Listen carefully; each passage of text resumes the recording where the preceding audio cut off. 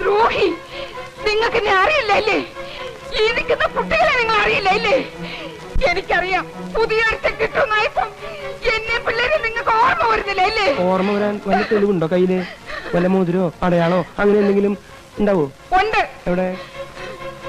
ദേവിക്കുന്നു അടയാളങ്ങൾ രണ്ടെണ്ണം. ഇവരുടെ തലയെ കൈവച്ച് നിങ്ങളൊന്ന് പറഞ്ഞേ, ഇത് നിങ്ങളുടെ കുട്ടികളല്ലെന്നും എന്നെ നിങ്ങൾ കല്യാണം കഴിച്ചിട്ടില്ലെന്നും. ഇനി തെളിവ് വേണമെങ്കിൽ വിളിക്ക്. എവിടെയവൻ? നിങ്ങളുടെ അനിയൻ, അവനെ ഇങ്ങോട്ട് വിളിക്ക്.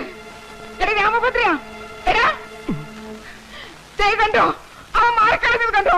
അവൻ അറിയാം സത്യം മുഴുവനും. അവനെ ഇങ്ങോട്ട് വിളിക്ക്, വിളിച്ചെടുത്ത് ചോദിക്ക്. രാമഭദ്ര, എടാ രാമഭദ്ര,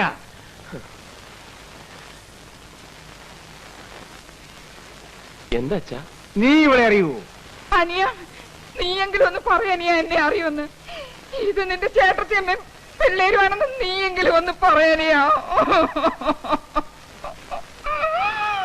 എടാ നിന്നോടാ ചോദിച്ചത്, ഇവിടെ അറിയുമെന്ന്. ഇവരെ ഞാൻ അറിയും, ഇവരെ ഞാൻ അറിയുവച്ചാ, ഞാൻ അറിയും. ഇങ്ങനെ കുട്ടികളെ കൊണ്ട് വലിയ വലിയ വീടുകളിൽ പോയി ബേളം ഉണ്ടാക്കുന്ന ഇവരെ പണി. ഇതിനു മുമ്പ് ഇങ്ങനെ പല സ്ഥലത്ത് വെച്ച് ഇവരെ കണ്ടിട്ടുണ്ട്. ഇതുവരെ സ്ഥിരം പരിപാടിയാ. കാശ് തന്നെ പ്രശ്നം. അയ്യോ എന്റെ ഈശ്വരാ. ഇതൊക്കെ കൈയോടെ പോലീസിൽ ഏൽപ്പിക്കേണ്ട കാര്യങ്ങളാ.